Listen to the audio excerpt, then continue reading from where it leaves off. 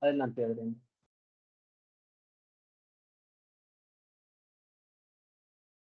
Buenas tardes. El Centro de Estudios Parlamentarios, bajo auspicio de la Secretaría Académica de la Universidad Autónoma de Nuevo León, les da la bienvenida al Fórum de las Américas sobre Política y Cultura, Tendencias y Globales. En este conversatorio, nuestro país invitado es Perú, representado por el doctor Luis Álvaro Pareja Herrera. Como moderador nos acompaña el profesor Abraham Nuncio Limón, director del Centro de Estudios Parlamentarios. Adelante, maestro. Muchas gracias. Gracias y desde luego pues doy la bienvenida al maestro Luis Álvaro Benito Pareja Herrera, para mí siempre Álvaro Pareja, y comentarles a ustedes, el maestro Álvaro Pareja y yo desde hace muchos años, aparte de cultivar pues una amistad muy cercana, en algún momento nos pusimos a trabajar sobre el tema que por aquella época se presentaba como realmente muy novedoso dentro del marco de movimientos que empezaban a registrarse de manera diferente en América Latina y en Perú pues de manera muy específica, porque la verdad es que un gobierno militar que era el que encabezaba el general Velasco Alvarado, introdujo una modalidad que fue la de poner en manos de diversos grupos sociales los medios de comunicación que han sido, salvo esa pausa, pues propiedad de una oligarquía, de la oligarquía peruana, de las familias que la integran, y son pues de alguna manera los que marcan la pauta y orientan en buena medida o desorientan también al público peruano respecto de las actividades de gobierno. Y creo que en ese momento es en el que nos hallamos ahora. Yo quisiera que Álvaro acaso pudiera hacer una suerte de panorámica acerca de lo que ha sido este último episodio donde el profesor Pedro Castillo llega al poder mediante una coalición pues amplia, porque también es una sorpresa para Perú, también para el resto de los países de América Latina, ¿no? El hecho de que no haya sido un actor relacionado con esa oligarquía o de su periferia misma, de donde haya salido para gobernar el Perú. Entonces lo ha empezado a hacer desde hace un poco más de un año, y los obstáculos que enfrenta pues no son pocos, desde luego. Y precisamente si uno lee la prensa peruana, pues ahí los encuentra de manera muy tupida. Así que, Álvaro, si quisieras hacernos algún comentario breve en ese sentido. Gracias, mi estimadísimo Abraham. Un gusto poder participar con ustedes, con este público amable que nos ve y que nos escucha. Y saber pues que este Fórum de las Américas sobre cultura y política me permite hacer una reflexión muy breve, que no es más que un juego de palabras, que en medio de unos signos de admiración podría resumirlo yo en que la cultura oriente los caminos de la política. Eso es lo que yo saco de este título, que lo veo que de ninguna manera es accidental y puesto en un momento de la historia de América Latina y de esta gran América que creo que va por otros caminos y que pues siempre va a ser motivo de 8 columnas, de discusiones de café, pero fundamentalmente en los ambientes donde puede gestarse algo más trascendente, que son las universidades. En ese sentido, pues yo aplaudo enormemente los esfuerzos que hace nuestra universidad, en particular, de manera muy particular, tu Centro de Estudios Parlamentarios. Y ya entrando de alguna manera en tema específico o en contenido real, me voy a apoyar en unas 2, 3 fechas que no es una coincidencia que se estén dando en estos momentos. Voy a remitirme muy rápidamente, ¿no?, a San Martín, que hace exactamente 200 años deja el Perú.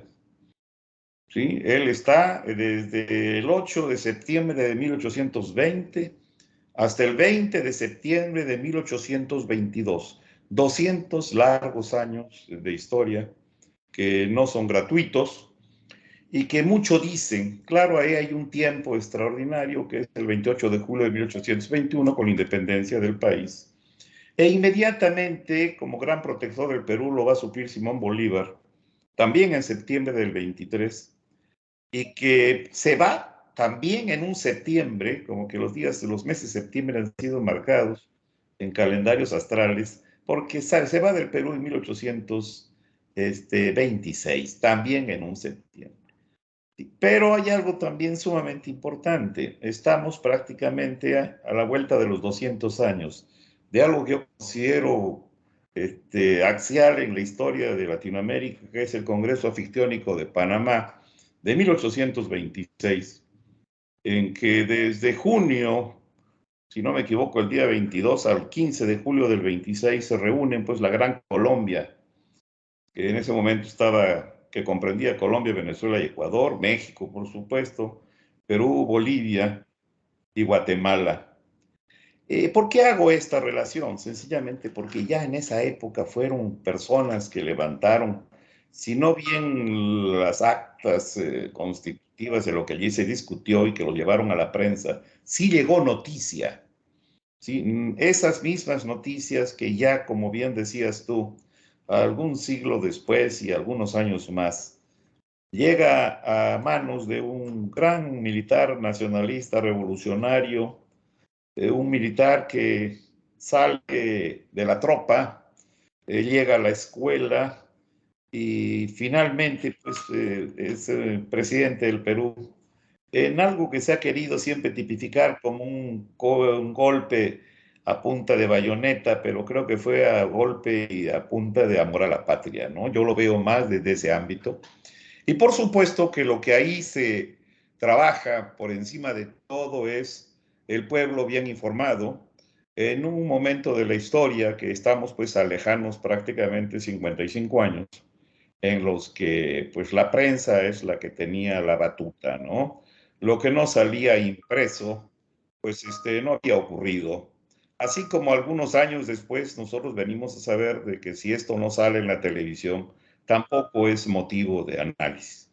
Y lo que se busca ahí es llevar a manos de la sociedad civil una información que no pasa como se ha tratado de manejar a través de un sedazo en el que el gobierno, controlado por militarotes, filtra y llega a lo que es importante que llegue de acuerdo a intereses muy bien focalizados, ¿no? Yo creo que en ese momento lo que se hace es poner frente al pueblo peruano una información que le satisfaga no porque se la dan a modo, sino sencillamente porque es la verdad monda y lironda, ¿no? Esto está ya, creo, suficientemente bien estudiado y sí podríamos encontrar de que se manejó dentro de un ambiente en el que la opacidad era algo que se aborrecía y se privilegiaba pues la comunicación, la información, que no es lo mismo, como bien sabemos, pero que doliera o no doliera es la que debería de llegar al pueblo, porque es la que se estaba dando en la realidad. Creo que esta vendría a ser una síntesis quizá un poco apretada de lo que yo trato de manifestar en cuanto a lo que Abraham ya decía hace unos minutos, ¿no? De que fue un hecho inédito en la historia de América Latina, en que realmente se pudiera hacer una búsqueda, ¿no?, para que la información no pasara a través del sedazo económico, ¿no?, en donde todo era a partir de intereses, intereses generalmente pues que no van con los de la mayoría, y la mayoría en cualquier parte del universo es el pueblo. Este sería así una especie de elemento introductorio para que ustedes y nuestro auditorio real pues pudiera también en su oportunidad manifestarse a nivel de algún tipo de preguntas y abrir este espacio. Ese sería el comentario que quiero hacer de inicio ahora. Muchas gracias, Álvaro. Yo quiero añadir que esa investigación que realizamos el maestro Álvaro Pareja y yo, pues fue precisamente en nuestra universidad, en la Universidad Autónoma de Nuevo León, en la Facultad de Filosofía y Letras. En realidad era un momento en el que se iniciaba eh, en el área de historia, de ciencias sociales, en general de humanidades, la investigación, pues como una disciplina necesaria entonces y más necesaria después. Yo creo que en ese sentido, pues debemos agradecer el momento en que esto se produjo y lo que yo quisiera ver ahora, pues es justamente eh, cómo es que se produce, ya lo mencionó el maestro Pareja, ese congreso anfictiónico. Así se le llamó porque la anfictionía pues no quiere decir más que reunión, digamos, celebrada para una representación política entre los griegos, ¿no? Eh, a, a Bolívar se le ocurrió, que es una idea que precisamente se ha venido rescatando, cuando se habla de la gran patria, es decir, de toda América Latina, que aquel Congreso debía ser el principio de una unión de todos los países de América Latina, donde sus problemas que eran comunes, porque pues ciertamente se luchaba por la independencia, todos los países de América Latina, que eran las colonias entonces de España, luchaban de la misma manera por la independencia.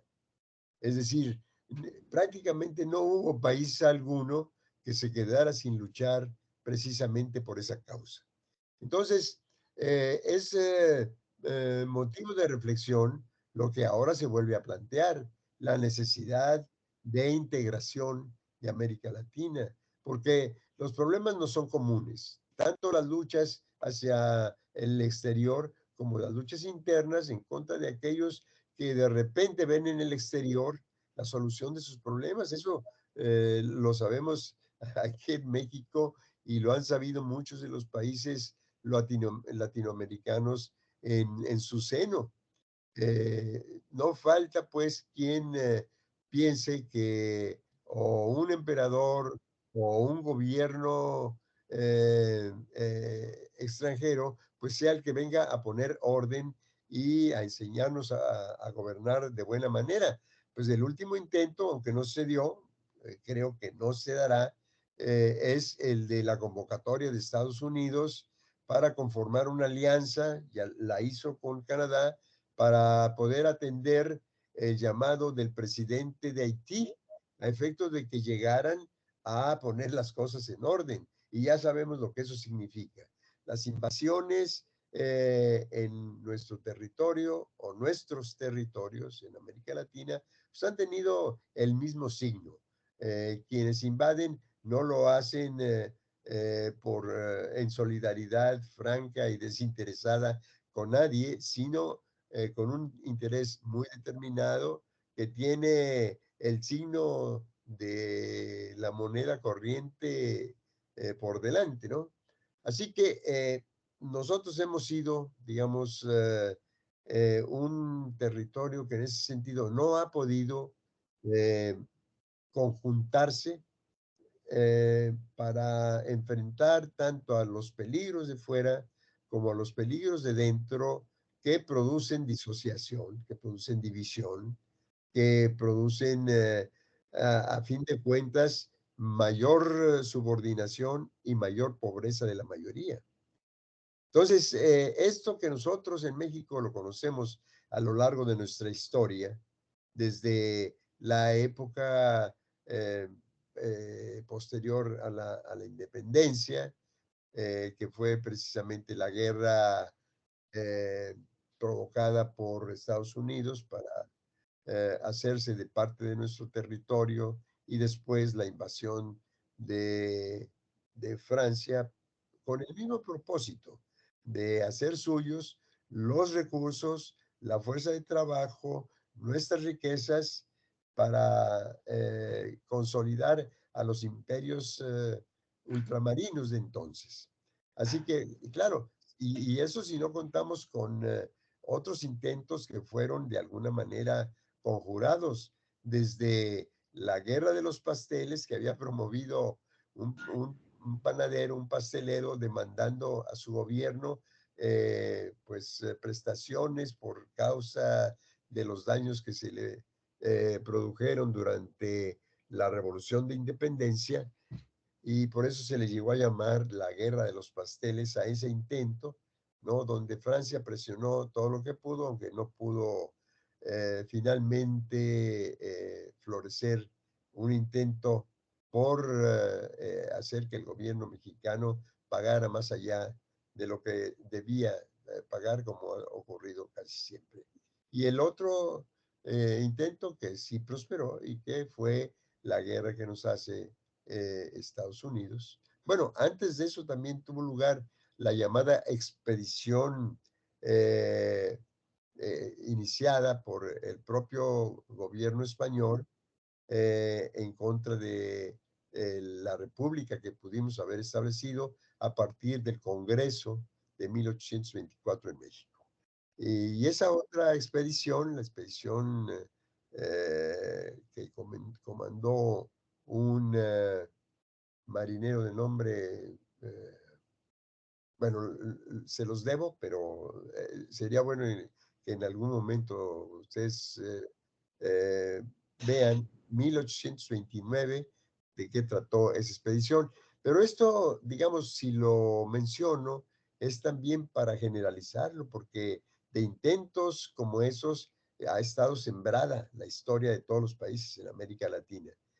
¿Qué pasa cuando llegan gobiernos como el que nosotros tuvimos de Benito Juárez, encabezado por un indio? Imagínense ustedes, o sea, ¿cómo es que aquellos identificados como indios pudieron haber llegado a través de un hombre a la presidencia del país? Era absolutamente impensable y además que no se veía bien aquello. Es decir, la idea de la civilización a la que yo me refería al inicio del fórum que aquí hemos estado desarrollando es como la idea de la modernidad o la idea de la globalización. Primero nos hacen aceptarla, luego nos llevan a admirar a aquellos que generan tal idea y finalmente a querer ser como ellos. Esa idea, pues es una idea europea y en las colonias nuestras pretenden que se reproduzca.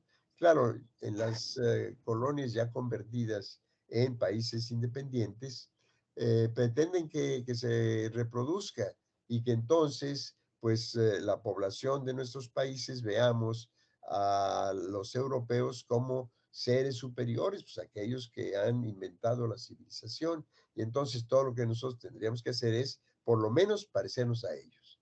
Pero luego viene la modernidad, y la modernidad también supone que todos aquellos que no cumplan con los requisitos de modernidad, que la modernidad para nosotros ha venido acompañada de una serie de determinaciones, por ejemplo, adelgazar al Estado. ¿Para qué adelgazar al Estado? Pues para que lo que puede controlar de explotación de recursos naturales pase a manos privadas. Y si pasa a manos privadas, pues será más fácil que pase a manos privadas, pero del extranjero. Así se han dado todos los movimientos últimos en nuestro país a partir de 1988 para acá, ¿no? Que son los años en los que se va acentuando este régimen llamado neoliberalismo, que no quiere decir sino una expansión más del capitalismo sobre otras bases, sobre bases tecnológicas ahora, ¿no? Que a nosotros, claro, pues nos venden los espejitos de los celulares que no son muy útiles. Vaya, sin los espejitos estos no hubiéramos podido realizar este fórum, es cierto, Pero lo fundamental de la globalización hay que verlo en la circulación de capitales, en la circulación de finanzas. Es lo que realmente ha conducido a que las poblaciones en donde se van implantando las empresas transnacionales, la banca transnacional, pues tienda a absorber recursos que finalmente debieran ser objeto de una mejor distribución por parte del gobierno para satisfacer las necesidades de la mayoría, ¿no? Necesidades básicas de alimentación, salud, educación, vivienda. Todo esto de lo que casi siempre hay queja, por lo menos, de que se carece. Entonces, Perú, pues, tiene que atravesar por una serie de etapas, ¿no? Para poder consolidarse como nación, pero hasta el momento en que llega alguien como Pedro Castillo, su actual presidente, que se pone su sombrero para mantener la identidad del pueblo del que viene, pues no hubo cambios muy significativos, porque claro, sus gobernantes provenían pues de esa clase política identificada bien con la oligarquía, bien con sus periferias, intereses sumamente bien definidos. Como este profesor no lo representa, pues entonces ya ahora en el ejercicio del gobierno resulta que lo acusan de realizar actividades criminales.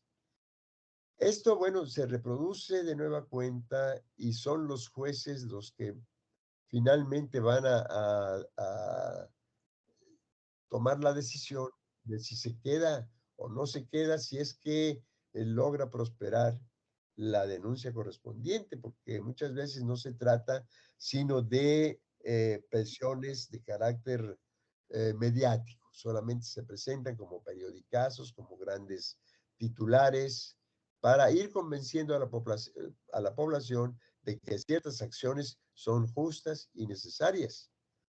Eh, Esto ya ocurrió, por ejemplo, en Chile con la presidenta Bachelet, ya ocurrió en Brasil con el obrero Lula da Silva, que ahora regresa al poder, aunque de manera muy apretada, precisamente porque las transnacionales están en Brasil muy fuertes, como lo están en los países donde las riquezas son grandes, y por lo tanto invierten grandes sumas de dinero para alimentar a la oposición, para comprar directamente votos a los partidos, para comprar partidos mismos, para comprar a los integrantes de las asambleas nacionales o congresos, o como se les llame. Normalmente son congresos. Pero bueno, eso lo está viviendo en este momento el presidente Boric de Chile. Es decir, en Chile, como todo el mundo de alguna manera lo supo, eh, conoció acaso las mayores movilizaciones, eran millones, si no, bueno, millones, pero llegó al millón de personas movilizadas en Chile, ¿no? En favor de cambios que se necesitaban, y por ello un líder estudiantil como es el presidente Boric, pues llega al poder. Pero llega al poder en condiciones en que de inmediato la oposición empieza a atacarlo, empieza a disminuir su figura, a desfigurarla más bien, y ahora, pues, luego de todas esas movilizaciones, se esperaba que Chile pudiera aprobar una nueva constitución diferente de la que impuso Pinochet después de un golpe de Estado. Es natural que una constitución de esa naturaleza es como si nosotros nos hubiéramos regido por la constitución de Porfirio Díaz sin que hubiera una nueva constitución en 1917 luego de la Revolución Mexicana. Pues absurdo. Pues tan absurdo como es, las movilizaciones, las grandes movilizaciones de 2019 en Chile no dieron los votos suficientes para hacer triunfar el proyecto de una nueva constitución. Y después de eso, cuando el presidente Boric hablaba tanto durante su campaña como en el inicio de su gobierno acerca de la justicia, de la solidaridad, de la atención a la población más vulnerable, ¿no? De igualdad, pues ahora de lo que habla es de seguridad y de combate a la inflación. Eso quiere decir que los valores que le dicta el Fondo Monetario Internacional a través de sus voceros e intérpretes o el Banco Mundial a través de esos mismos voceros a todos los países que como nosotros nos hallamos en una situación subordinada, somos países capitalistas, pero subordinados, pues, porque nacimos un tanto tarde al desarrollo capitalista, ¿no? Así que esto mismo ocurre en estos momentos allá en Perú y no deja de ser, bueno, pues, contrario a lo que Bolívar soñó en su momento, la unidad de todos los países de América Latina en ese congreso anfictiónico que tuvo lugar en Panamá, Álvaro, Efectivamente, sí. en Panamá, o lo que vino a ser Panamá, porque en realidad Panamá es una segregación del territorio que antes fue de Colombia, ¿no? Así que, y por lo mismo, por presiones muy semejantes, presiones desde el exterior, que luego se hicieron efectivas cuando se construye el Canal de Panamá. Que todavía esa discusión está corriendo en nuestros días, porque ha habido, pues,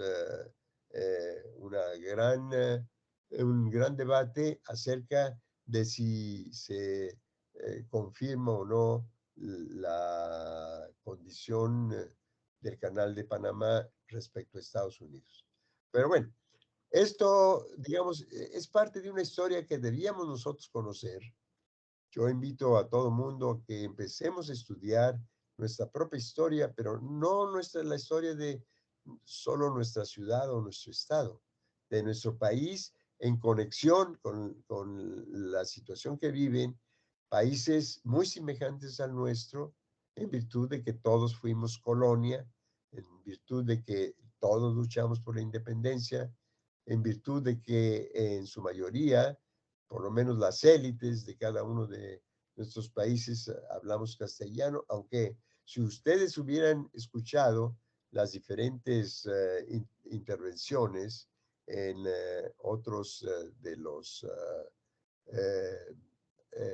los paneles que hemos podido difundir respecto a otros países, se darían cuenta de la cantidad de lenguas que se hablan en muy diversos de ellos, en Bolivia, en Perú mismo, en Guatemala, en fin, allí donde hay una masa importante de población indígena, que eh, por lo mismo, es decir, es una población que nunca tuvo una representación efectiva, que nunca se vio considerada como parte de la nación realmente, que siempre se le vio como parte de la barbarie, eh, esa, eh, ese territorio oscuro lleno de malvados, de tipos que no sabían ni siquiera cómo comer, no sabían sentarse a la mesa, jamás supieron de modas, eh, sabían hablar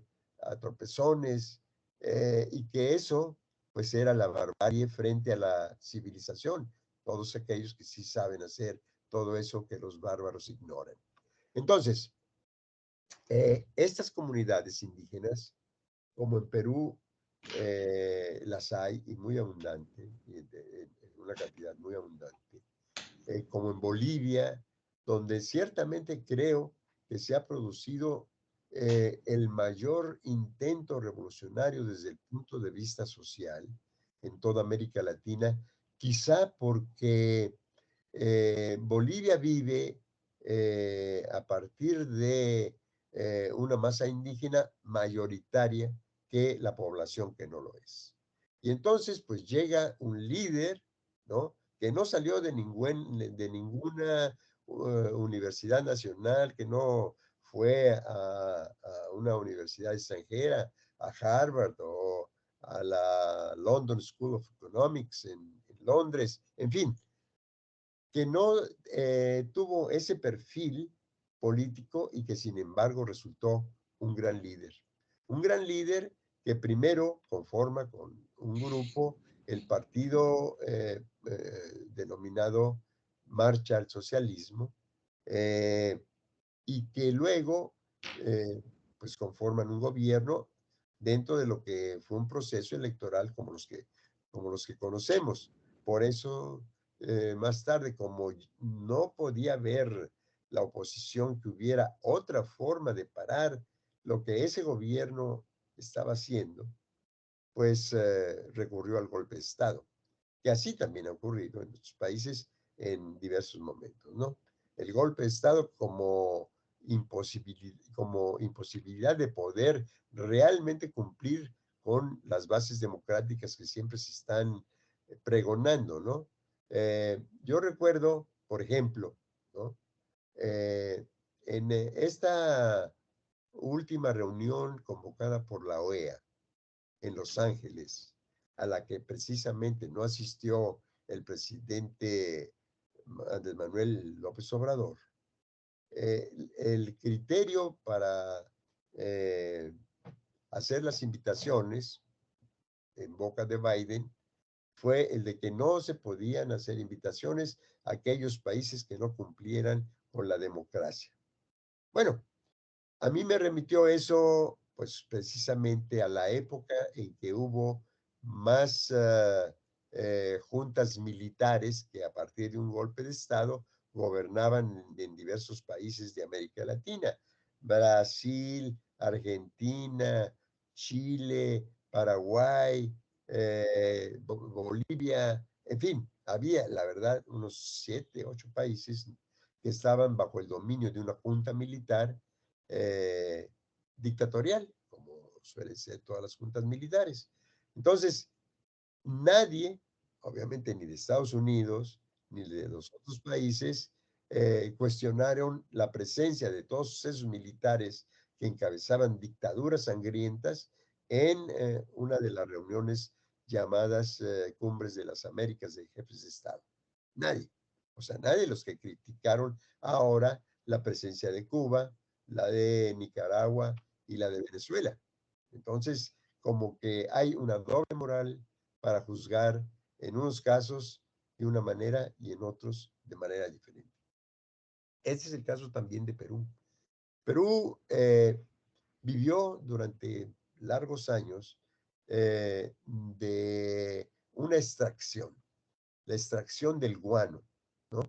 Eso lo conoce bien Álvaro y acaso nos pueda platicar acerca de toda esa época en que el guano era uno de los insumos para el cultivo de la agricultura, era un fertilizante, y que dio lugar pues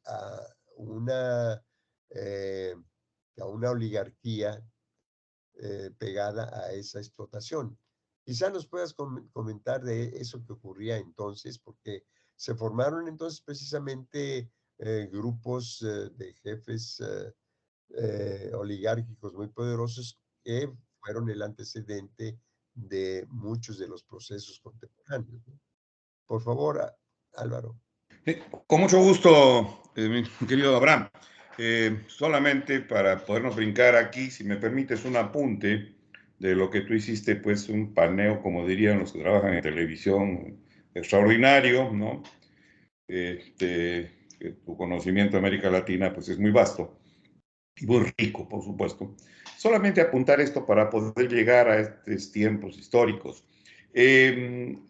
Hubo dos grandes delegados en el Congreso al que tú te referías, y soy muy breve, Antonio de Panamá de 1826, que fueron los delegados de México y precisamente el del Perú.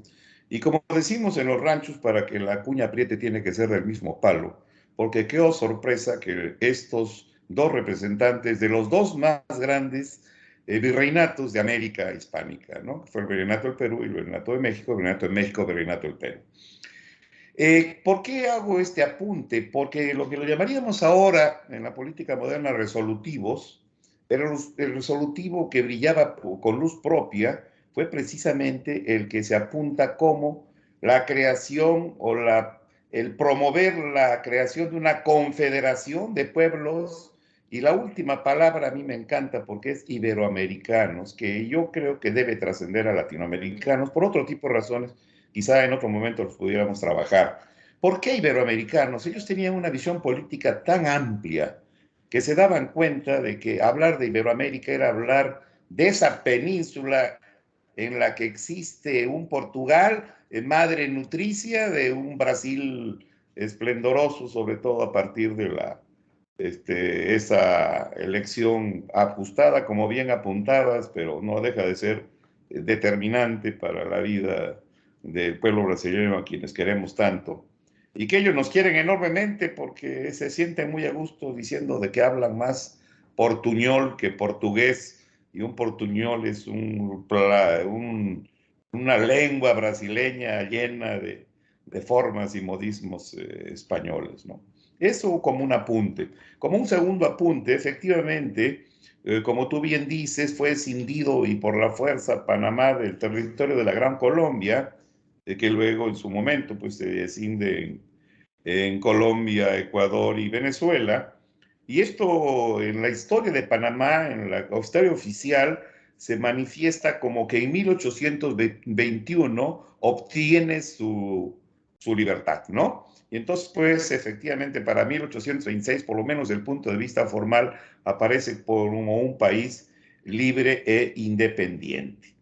Estos serían quizá los únicos dos apuntes que tengo que hacer ahí, quizá unido al último, que vendría a ser algo extraordinario de dos grandes personajes, que van a ser Omar Torrijos y Carter, como presidente de Panamá y Estados Unidos respectivamente, que dieron por terminado, ya que el anterior tratado que le daba hasta el 31 de diciembre de 1999 dominio sobre tierras y aguas en el estrecho y en lo que se llamaba la zona del canal, en donde se manejaba el dólar, tenía su propio timbre postal, etcétera, etcétera, etcétera, ¿no? Esto, por lo menos en el papel, aparece ya como territorio totalmente integrado a Panamá, y ojalá que siga siendo así.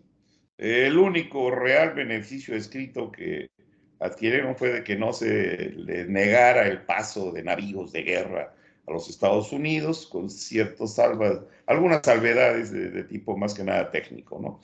Yo quería hacer estos tres apuntes, mi estimadísimo Abraham, también, compañeros que nos escuchan allá todos, y brincar a efectivamente un momento que es importantísimo en la historia de la economía peruana, que la segunda mitad del siglo XIX, con la riqueza del guano. Ustedes bien saben que este detritus, ¿no? Estas heces fecales de aves, básicamente, o de origen marino, por supuesto, está situado en islas pegadas a las costas peruanas, que ustedes saben que son riquísimas en quehaceres ictiológicos, pues es uno de los países pesqueros por excelencia del mundo. Durante muchísimos años fue el primer país pesquero del mundo, ¿sí? Y que unido a los detritus de los murciélagos, todavía se considera dentro de los abonos de origen animal, ¿sí? Los más ricos del mundo, ¿no? Murciélago y guano de isla, que así se le llama. Y por supuesto que me sumo a lo que tú comentabas bien hace un momento, de que creó pues una nueva casta económica y militar, porque pues quienes se encargaban de que los obreros trabajaran y no huyeran con parte del producto, pues era el ejército a servicio de lo que en tierra serían gamonales, pues allí eran casi una especie de más que piratas, ¿no? Entonces esto creó pues una riqueza que, como todas las riquezas mal habidas y obtenidas en tiempo tan breve, también ese tiempo fue breve, en lo que esa riqueza se dilapidó y finalmente pues no quedó al servicio de los que más lo necesitaban, sino al servicio de los que más rápidamente lo podían dilapidar, ¿no? Esta sería mi observación, porque efectivamente nuestros pueblos en América Latina de alguna manera han seguido esta especie de norma en la que no podemos, después de hacer el análisis, decir cómo es posible que, ¿no? Y en el pleno siglo XXI lo estamos viendo, ¿no? Que realmente las peleas siguen a niveles realmente lamentables. Ya se está gestando una guerra contra la tenencia y el trabajo en el ámbito del litio, ¿no? Y que pues esos de países que en el caso del sur serían pues Argentina, Bolivia, Chile y en alguna medida también el Perú, pues se tienen que sumar realmente a esa ley extraordinaria que es defender el litio como parte de lo que es una riqueza nacional, y las riquezas nacionales se entiende que son de todos y para todos, ¿no?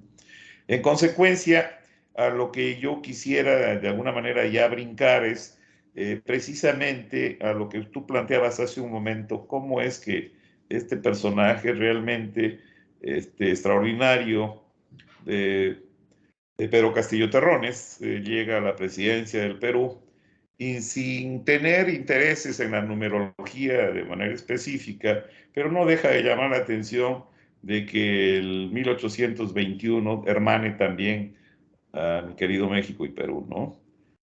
¿Por qué? Porque aquí en 1821 se consolida la independencia, allá en 1821 se da el grito de la independencia, y sorpresa, 200 años después, tenemos una gran reivindicación histórica con la llegada de un profesor de escuela rural, metida, si no en la parte más agreste de los Andes, del norte del país, del Perú, pues sí, una de las zonas más vejadas, empobrecidas, abusadas, si vale la expresión, y que pues no llega con ese olor a smoking recién puesto.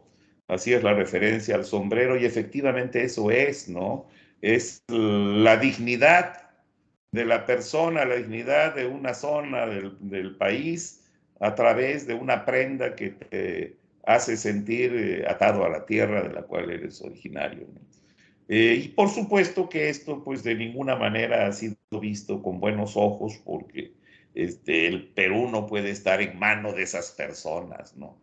O sea, un tipo de ataque tan pobre en su concepción, que realmente casi no solamente mueve a la risa, sino tendríamos que entrar en un terreno más que nada de quizá desdén o no sé, desencanto, pero por ellos, no por nosotros, ¿no?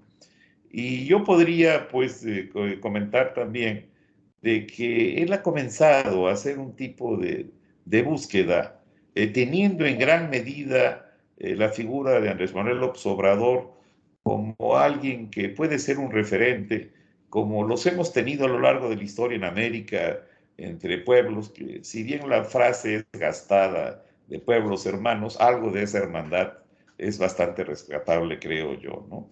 Entonces es el ir en contra de una corrupción que pues lo que ha hecho es reproducir los errores de siempre y para siempre, llegar a extremos, por ejemplo, de un presidente de los años, fines de los años 30, Manuel Prado Garteche, que se vuelve a postular pues 40 años, no, 30 años después, y vuelve a ser electo.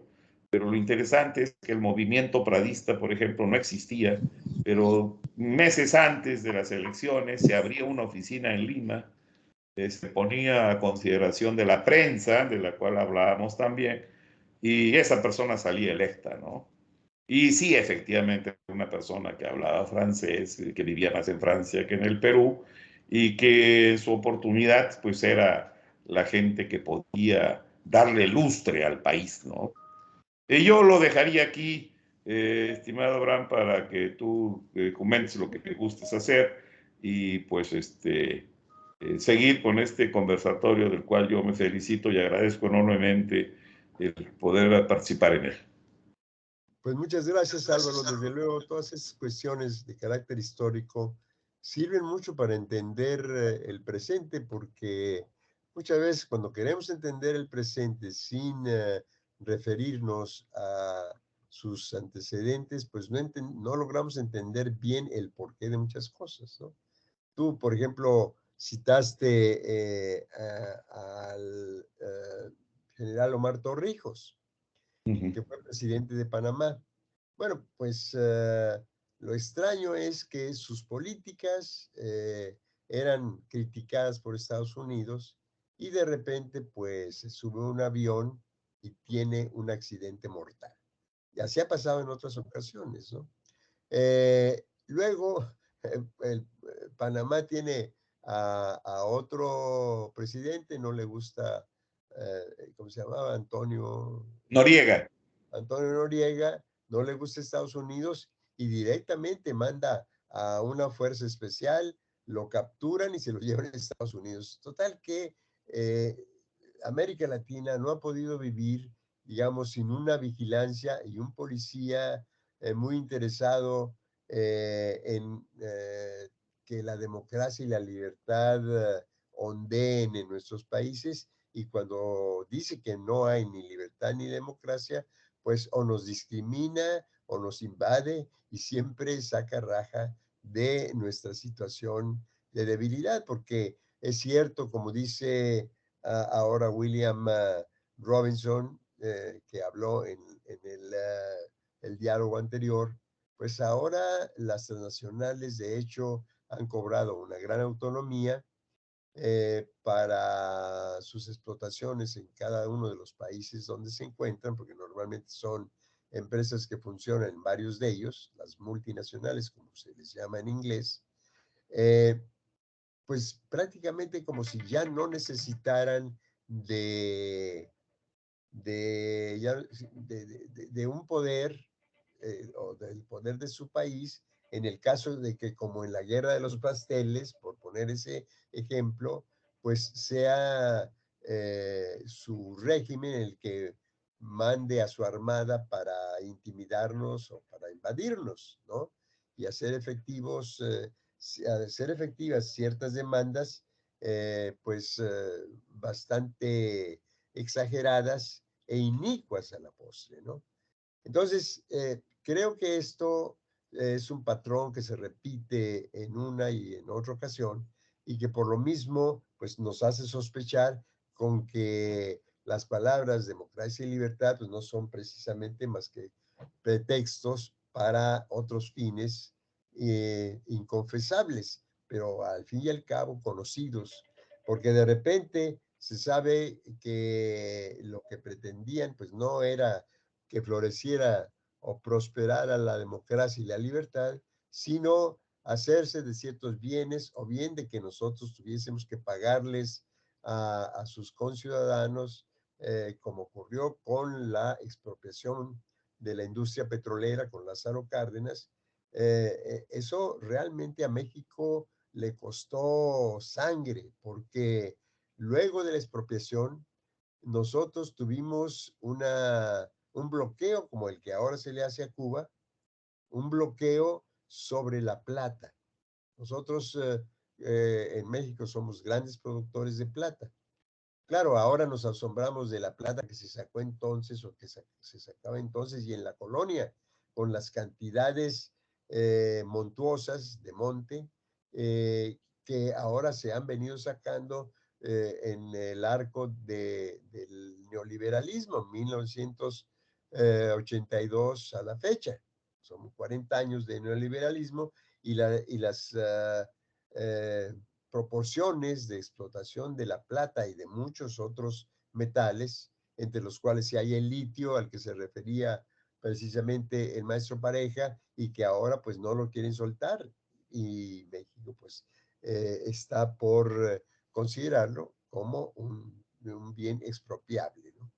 Así que Lázaro Cárdenas expropia la energía del petróleo, ¿no? La industria petrolera, y entonces pues sufrimos una presión muy seria de parte de Estados Unidos por ese bloqueo, ¿no? Además de lo que se trataba, porque Franklin en ese sentido vio, como ya estaba próxima la guerra mundial, ya se sabía que esto de un momento a otro se iba a desatar, estamos hablando de 1938, Franklin Delano Roosevelt decide que no va a invadir México.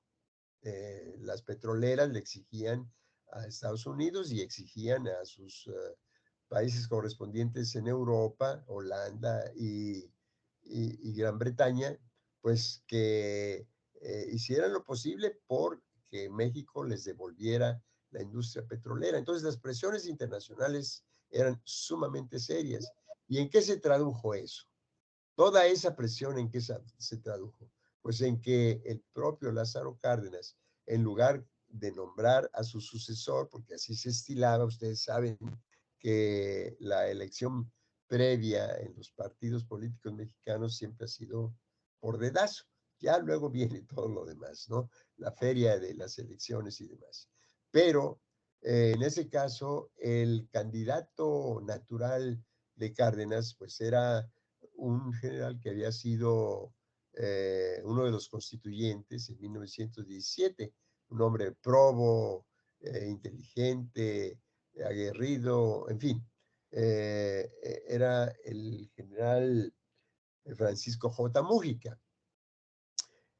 Pues no, tuvo que hacerlo a un lado y escoger a un general conservador, católico en este caso, como fue el general Ávila Camacho. Así que a México le costó justamente haber expropiado el petróleo de las transnacionales que lo explotaban, pues todo un cambio en la política nacional, porque a partir de Ávila Camacho, pues ya las decisiones que favorecieron a los obreros, a los campesinos, en términos generales, pues se fueron reduciendo, ¿no? Este reconocimiento que se hizo de parte del gobierno cardenista a esos grandes sectores que pues finalmente son los productores directos de la riqueza nacional, pues se fuera restringiendo y se abatió muchísimo a partir del Pacto Industrial de 1945. En fin, yo si menciono esto es también un poco para traer al presente casos como el de Cuba, ¿no? Donde el bloqueo francamente ha sido brutal, porque precisamente dice Estados Unidos es que no es un país democrático, pues es un país democrático al que no le cuestan sus elecciones, por lo menos en ese sentido es más democrático que nosotros. Y además, la manera de escoger a sus candidatos es por barrios, o sea, donde los vecinos pues conocen a sus candidatos, no solamente los ven o oyen y votan por ellos, sino que los conocen, saben qué hacen, qué han hecho, si son merecedores o no de una candidatura, ¿no? En ese sentido, pero además en otros. O sea, ¿qué país de América Latina, ¿no? Fue capaz de producir su propia vacuna dentro del arco terrible de la pandemia de COVID? Cuba nada más, y con todas las limitaciones que tiene, pero no solo, dio muestra de solidaridad real con los países en Europa, aquí en América, con nosotros. Vaya, me parece que en ese sentido, por lo menos, es un país ejemplar y por lo tanto merecedor de que se respete su soberanía. Si los cubanos no quieren ya ese régimen, pues ellos tendrán que luchar por cambiarlo, pero no sin la ayuda, ¿no? Exterior, no sin la ayuda de Estados Unidos. Y bueno, la última votación en la ONU, pues precisamente, digamos que recoge este sentimiento y este razonamiento, que son justos en el sentido de que se le levante el bloqueo a Cuba. por allí, digamos, mi propio razonamiento. Porque, claro, cuando no se ve el conjunto de los países, cuando no se ve su historia, cuando no se ve, y eso desde luego lo refleja y lo descubre mejor una situación límite como fue la de la pandemia, pues entonces se tiende a juzgar muy apretadamente, sin mayor información, o bien por algún propósito determinado que no es el del análisis, ¿no? El análisis es uno y las conclusiones a que debe apegarse, pues tienen que estar establecidas en el propio análisis, en sus premisas y en sus conclusiones. Así que bueno, dicho esto, quisiera simplemente invitarlos a todos nuestros asistentes de esta tarde. Mañana concluye propiamente dicho el ciclo de diálogos que hemos programado en el Fórum de las Américas sobre política y cultura, tendencias globales y locales. Mañana le tocará a Uruguay y Venezuela. Y después, el jueves, tendremos la participación de la diputada brasileña Carol D'Artora, ¿no? Una mujer de color realmente muy talentosa, con un gran currículum académico y como funcionaria pública, la verdad. Entonces, nos dará mucho gusto recibirlos el jueves mañana y el viernes también estaremos aquí dispuestos a responder a sus preguntas o a sus mensajes con mucho gusto. Nos da entonces doble satisfacción poder invitarlos el día de mañana y el día de pasado mañana ya para clausurar nuestro foro. Que tengan todos muy buenas tardes y muchas gracias otra vez al maestro Álvaro Pareja, después de, no sé, unos cuantos años, décadas, después de haber realizado aquel trabajo en la Facultad de Filosofía y Letras de nuestra casa de estudios, nos volvemos a encontrar. Así es la academia. Muchas gracias, Álvaro, y que tengan todos, digo, buenas tardes. Muchas gracias a ustedes y muy amables por su atención.